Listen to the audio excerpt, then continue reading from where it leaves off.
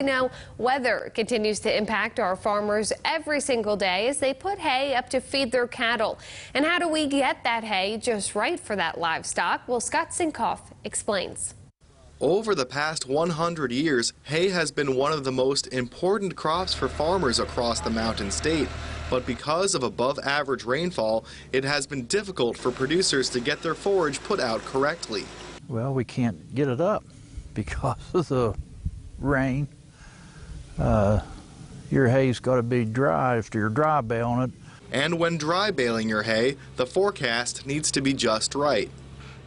We got clear skies. We've had low humidity for 3 days. Our temperatures is up in the 70s, maybe low 80s where we need it. We got a little bit of air movement. So if you're making dry hay, this is the weather we've been waiting for. Now that the conditions are ideal, we can begin the 3-day process. On day 1, the grass has to be mowed and the field tedded to aerate and dry the hay. The farmer then puts the hay into windrows on day 2 and lets the forage dry out. Day 3 comes along and the hay is then picked up by the hay baler, which creates the round shape of the bale. Once the hay is a massive cylinder, it is wrapped in a net and let out of the machine. Farmers say that it's very important to test the hay to make sure that the moisture level is 20% or less. So if it says low, you are good to go.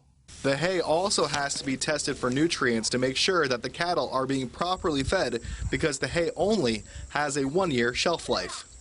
And the reason being is it lays there on the ground. It is going to draw moisture. Sunlight's going to work on it. Hawks can tear into it. Other things can come along and mess with it. And as it does that, it makes that shelf life shorter. And with all the forage needed to feed the hungry cows, the buffet of hay needs to last as long as possible. Reporting in Monongalia County, I'm Scott Sinkoff, 12 News.